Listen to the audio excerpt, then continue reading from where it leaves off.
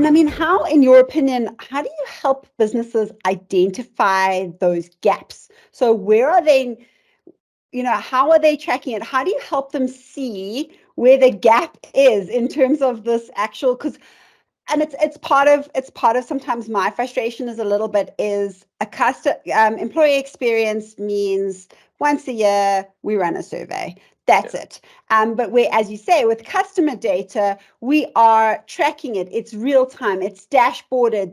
It's being tweaked. And how do we help the organization identify those gaps and look for those metrics and start to see that?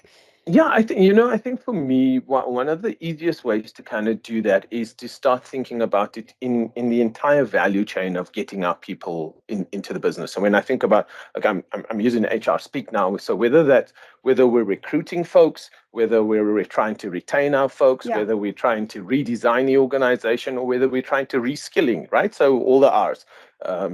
I think every step of the way, there's an opportunity for you to be able to hook in and kind of get some sort of pulse in terms of how we're tracking on this. And a lot of the time the data exists in piecemeal, somewhere. You know how long it's taking you to hire, or the cost of your acquisition, how long you taking to interview, how soon do people sign. All of those kind of things could all be, utilized in some way, shape, or form to get a pulse from the individuals on what's happening and where those gaps are. So, I mean, it could be something as simple as post an interview is asking somebody to do a little bit of a pulse survey or an NPS on how did you feel about that interview?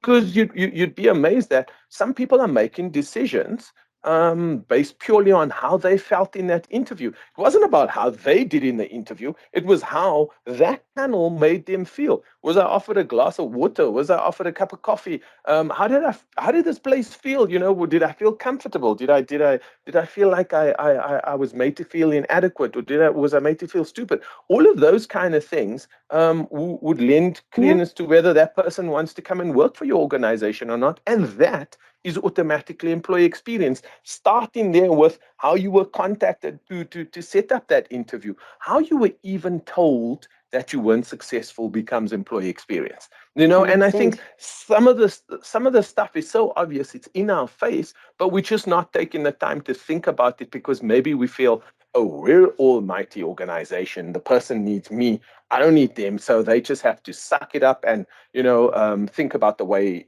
they need us. So that's where people, I think, get it wrong.